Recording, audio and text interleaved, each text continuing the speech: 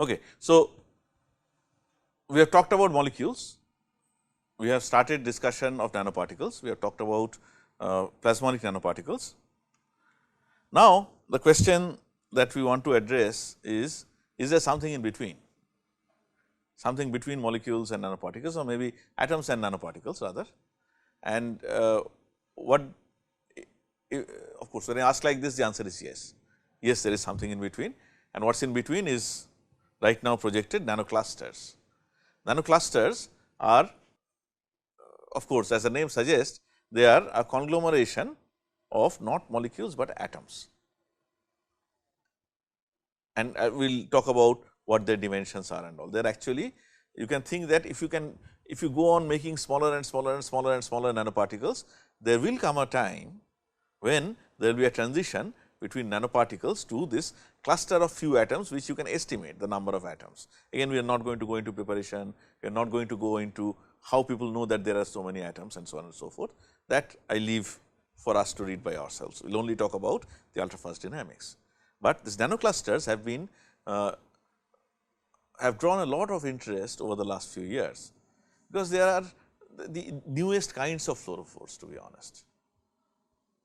And what people have found is that this cluster of atoms that are not covalently bonded or anything, same kind of atom, and that too noble metal, gold, silver, copper, coinage metal.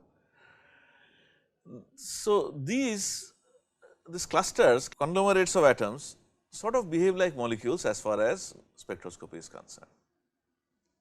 And you can use them to make sensors, you can use them in freight, and you can do a lot of that. So, there have been very intense activity, especially from labs of fluorescence spectroscopy in the area of nanoclusters. And of course, like anything new, this also comes with its share of disbelief and non-acceptance. There have been a lot of people who do not believe in nanoclusters, but people who believe far outnumbers people who do not. So, what we will do is, out of this vast body of literature, we want to present two papers. First is this review, which is exhaustive, but a little old, 2013, 6 years ago.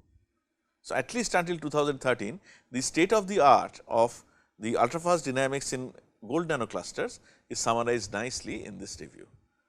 Once again, we are not even going to talk about silver or copper or anything, that is self study. But if you understand gold nanoclusters, I think it will not be difficult to follow the rest. So, this is a paper by Professor Theodor Goodson III, the very eminent ultrafast dynamics researcher. So, of course, it is a review, accounts of chemical research. It does have papers from his group mostly, but from other places as well. And for whatever reason, in this paper, in this module, I have not written the references as such, at least in the first part. I have written them as reference 9, reference 10, reference 12. Those reference 9, 10, 12 are with respect to this paper, Accounts of Chemical Research, volume 7, year 2013, page 1506. Now, the thing is this is where one usually draws a line between nanoparticles and nanoclusters. In nanoparticles, as we have discussed already, you have prominent SPR, and as the size increases, there is a progressive redshift, and the color changes as well. In fact, this change in color of gold nanoparticles is there even in CBSE class 12 textbook now. It has become that commonplace. Now, when you keep decreasing the nanoparticle size, what happens? You see a blue shift progressively, and also the peak becomes less and less and less prominent, because you are getting into scattering regime, light scattering regime. At about 2 to 3 nanometer, this peak vanishes. So, what you see here is for this 2 to 3 nanometer, this is what you expect to see from Mie theory. If you actually have particles and nanoparticles, Mie theory is, so there are two theories of light scattering, one is Rayleigh and one is Mie theory. They work in different regimes of particle size. So, Mie theory still predicts a sharp bend, And what you see here is that if you look at these clusters, I am not going to tell you how these numbers were found, you can read up yourself. For gold 2400 or something, you do see still some surface plasmon band. It is almost gone in the next one. And when you go down to things like gold 25 and all, there is no band.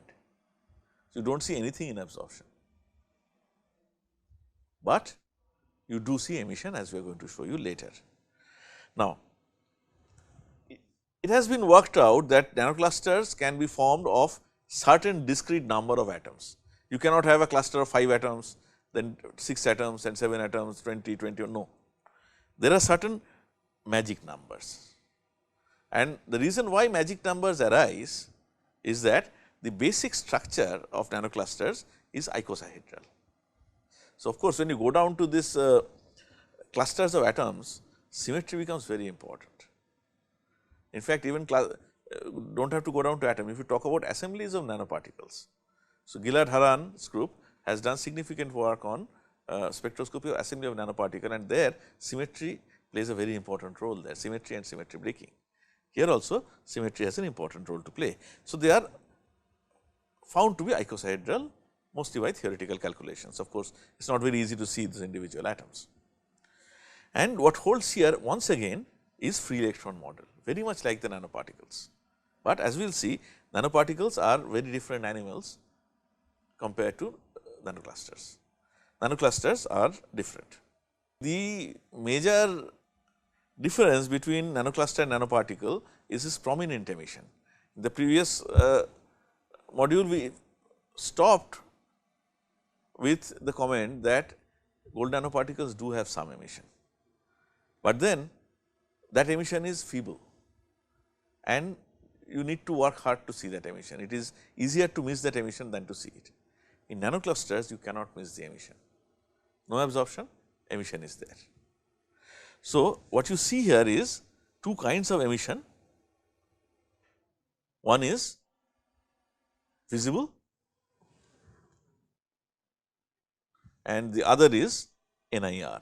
So, in different regions you have two different kinds of emission. And if you look in the time domain, this comes up very nicely. What you see here really is upconversion, normalized counts. So, you see when you have a nanoparticle, then the laser pulse and whatever light comes out from nanoparticle, they are completely superimposed. Can you see that, these two? However, when you go down to nanocluster regime, then you see the decay here is different from the instrument function. Okay? Not very different, but different nevertheless. And the lifetime comes out to be 250 femtosecond. Once again, not very easy to measure unless we are careful. So, 250 femtosecond is the lifetime that you observe. And what Theodore's group has done very carefully is that they have looked at the lifetime for different sized nanoclusters, and what they establish is the lifetime is around 250 femtosecond, not so easy to differentiate between the clusters, but the moment you go beyond say 2 nanometer or 3 nanometer, there is a drop in lifetime. So, this is scattering all the way. So, this is the nanocluster nanoparticle divide as far as temporal properties of luminescence is concerned. And the mechanism of emission that has been proposed for gold nanoparticles is this, that first of all you excite, and if you excite to higher level, then it comes down to a lower level pretty much like a molecule. So, this is basically a Jablonski diagram, and you get visible emission from B as well as A. So, that would remind you perhaps of 7-as indole, and then the NIR emission has been attributed to surface states. Okay. So, this is the explanation why you have one emission in visible, why you have another kind of emission in NIR. Now, the other thing that has been done very nicely is 2 photon excited emission. It turns out that these nanoclusters have a large 2 photon absorption cross section, and that is what makes them very interesting and useful from the point of view of say microscopy. Because in microscopy you do not want to excite at 400 nanometer, even 400 nanometer will be scattered. If you want to excite at 350 nanometer, then you need a different microscope which costs much more, because all optics have to be made of quartz. So, 2 photon excitation is the way to go, and in 2 photon excitation you see this is the absorption and this is the 2 photon excited emission, and this is for gold 25. As you see, excitation wavelength is 1290 nanometer, and exciting by 1290 nanometer, roughly this state is excited, and you can see a nice emission coming from there. And if you plot fluorescence counts against power, well, log plot gives you a slope of 2, which confirms that it is really emission arising out of 2 photon absorption, 2 photon excitation. So, this is the visible emission with lambda Ex at 800 nanometer. Once again, the slope is about 2, and this is visible emission of another kind of nanocluster, again with excitation wavelength of 800 nanometer. Once again, you get a slope of 1.94, which is roughly 2. So, from all these experiments, it is established that 2 photon absorption is a reality, and that can give rise to very that can give rise to fluorescence that you can see.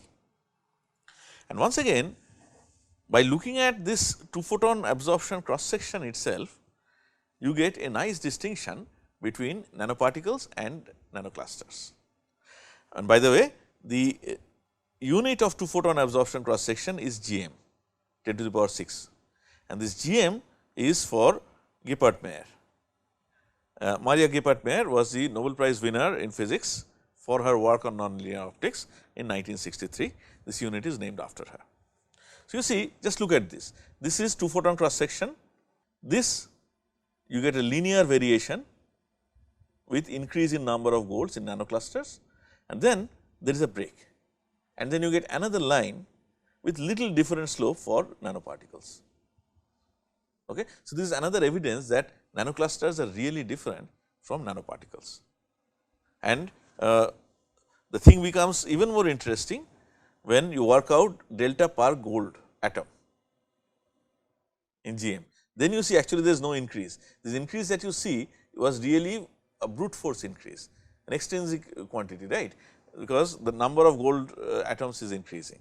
But what you see really is that delta per gold atom decreases as the nanocluster size increases, and then when you go to this nanoparticle regime, then it is really very small per gold atom, because do not forget nanoparticles have many more gold atoms than nanoclusters. So, if you work out the intrinsic quantity, then the separation between nanoclusters and nanoparticles is really very good. With that background, let me show you transient absorption data. This is what was, so this is a little old data, we will talk about new data as well. So, here you see there is a ground state bleach, and when you go from gold 25 to gold 55 to gold 140, how does it change? Gold 25, where is 55? What is the big one? 55 or 140?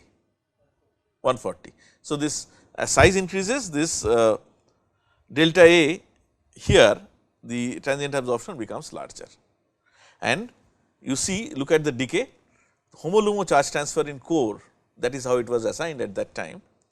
That was assigned a time constant of 1 picosecond, and core to shell charge transfer. Because what is this core shell, all these things? Nanoclusters cannot exist by themselves. You need some kind of a core, some polymer or protein. Using HSA or BSA to make nanoparticles is very popular. So, some core is there, and then like what happened in gold nanoparticles, the energy does get dissipated. So, this core shell charge transfer is, you can think, in some way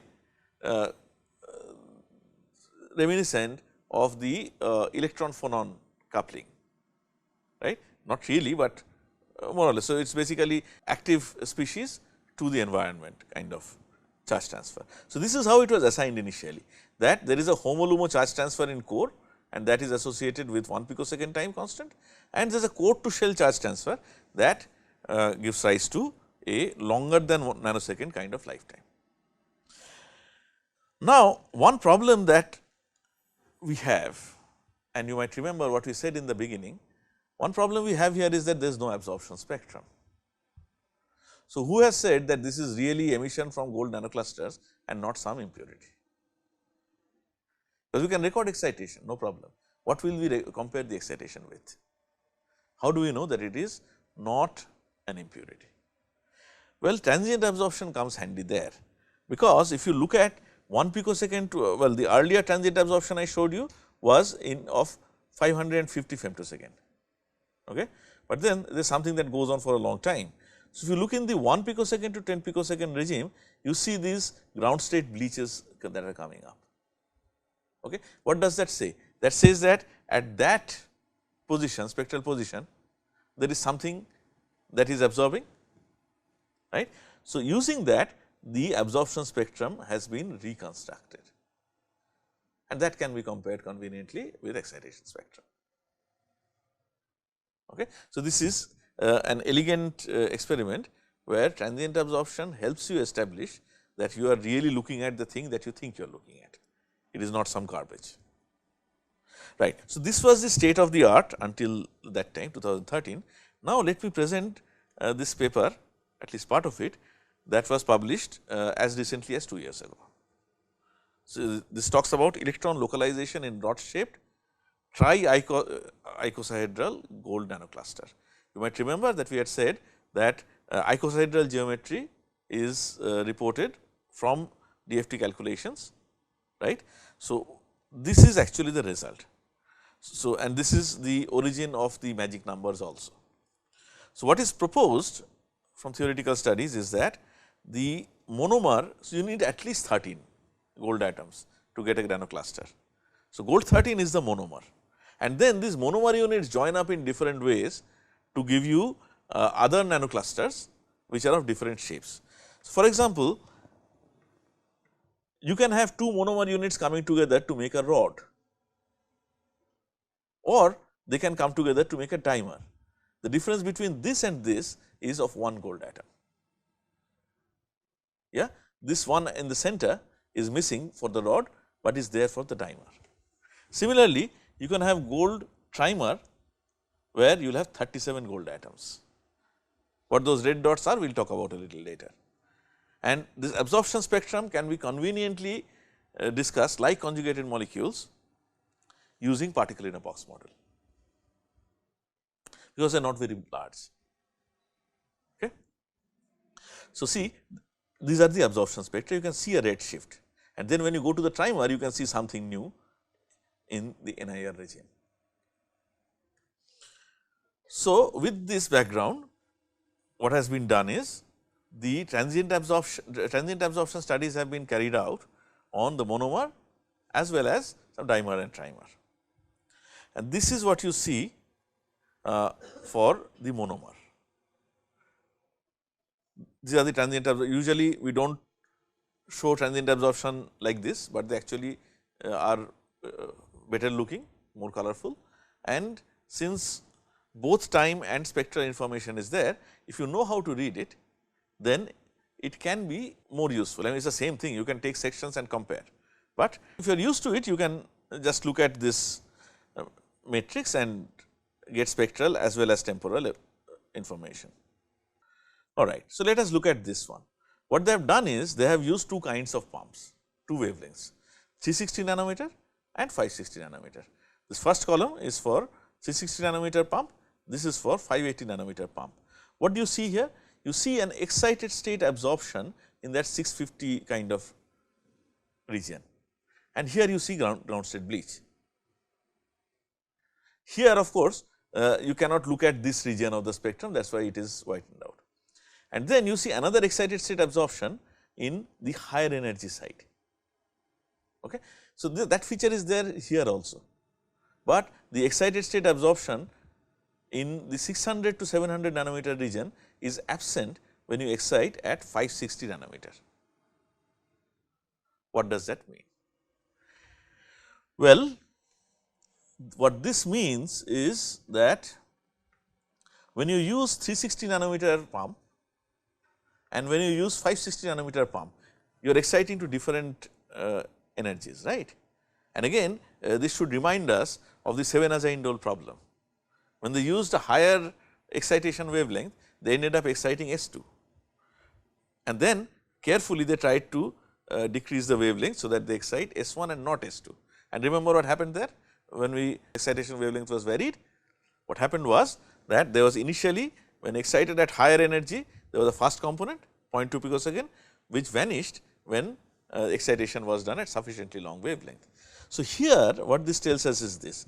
So, this one 600 to 700 nanometer excited state absorption, this is excited state absorption, remember, a positive signal. It shows up only for 360 nanometer pump. That means, this excited state absorption is most likely from S2. It is not accessed when you pump by 560 nanometer. And what about this? The higher energy excited state absorption, which is observed in both, that must be due to S1. Yeah, and the evidence is that S1 is accessed by the lower energy pump as well, S2 is not. Secondly, what is the energy gap between S1 and some higher energy state and S2 and the same energy state? The energy gap is higher for S1, right. So, this absorption here is assigned to S2 to Sn, smaller energy gap, longer wavelength, smaller energy gap. This one is assigned to S1 to Sn, S1 to some higher energy singlet state. And you see here we have started talking about singlet triplet once again, because since it is a cluster, you can actually talk about this spin states. Okay, it is like a molecule. So, here you see you get a 400 femtosecond decay and you get a very long lifetime, 1.72 microsecond long lived state at 630 nanometer as well as at 750 nanometer. When you pump at 560 nanometer, you do get that 1.72 microsecond decay, but there is no fast component, right. So, what is that fast component due to then? 400 femtosecond must be from S2 to S1, that kind of thing. Yeah, and this is corroborated by the long time pump probe and TCS species studies. And this here is the emission spectrum, which is centered at 750 nanometer. Okay. And then they did this experiment on monomer, and already there was literature from 2011, I have forgotten who did this work. There was literature report on dynamics in dimers, and they turn out to be the same. Okay. So, monomer dimer, not much of difference is there. Then they moved on to AU37 trimer,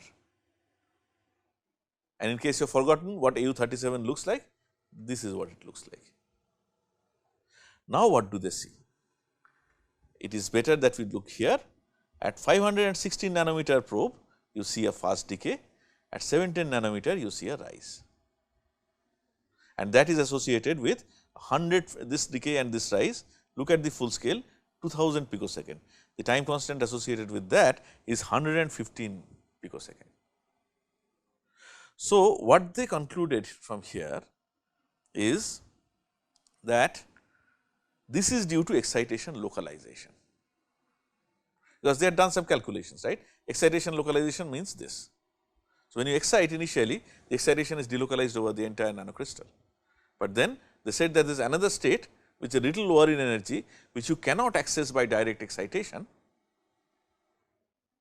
in which the excitation is localized. That is what this means. And also they compared the spectra, pump probe spectra at long times, 1 nanosecond, and dimer and trimer turn out to have more or less similar features, albeit at different wavelengths. Now, dimer of course has no option. It is known that the excitation is localized. So, what they said is that this long lived species that is there is excitation localized species. So, when you excite, excitation is delocalized. In 115 picosecond post that ultrafast dynamics, you get a localization of the excitation and then you get the emission. Also, they made an important observation here. The long lived emissive excited state has a lifetime of 28 nanosecond. So, much lesser than what you get for the monomers. And they did some more studies of what they did is they deoxygenated the sample and there was no change. So, they inferred that it is not a triplet state. The second state that we are going to by this 115 picosecond time constant pathway is not a triplet state. They also established by changing the medium dielectric constant and all that it is not a charge transfer state. Hence, the energetics that come out is something like this, that post excitation initially this is the state that is produced where the excitation is delocalized. Then in 100 picosecond it has to go from here to here. So, if you pump at 1200 nanometer as we had shown earlier, then you reach S1. By the way, this was AU37 has to be pumped at 1200 nanometer because that is what the band gap is. So, this is a probe and here this is S0. If you excite to S2, from S2 there can be two pathways. Within 1 or 2 picosecond it can come down to S1 or what they proposed was this another state S1 star, which is not available by direct excitation and that is ascribed to this localized excited state, but a singlet excited state nevertheless. So, that has a little lower energy than this S1. You might ask why is it not being called S1 then and why is this not being called S2? The reason is notionally you can call this S1 you can call this S2. The reason why they prefer to call it S1 star is that you cannot access it by direct excitation. There has to be this relaxation and localization of excitation before you can get here. So, that time is 100 picosecond. So, right now this is the state of the art. This is how the excited state dynamics of this dimers and trimers and monomer have been discussed, but I am sure there is ample opportunity to work in this and it is not as if you have one kind of nanocluster, you will have the same thing, the environment is also dependent. So, it is for good reason that there is so much of activity in this area and then as we said it is also useful for microscopy, it is being used as novel fluorophore in many cases and it is not very difficult to say denature the protein and then your nanocrystal is completely gone. So, it can actually be very sensitive to inputs that one may provide. So, that is what we wanted to talk about in nanocrystals, nanoclusters. In the next module, we will go on to semiconductor to ultrafast dynamics in semiconductor nanocrystals.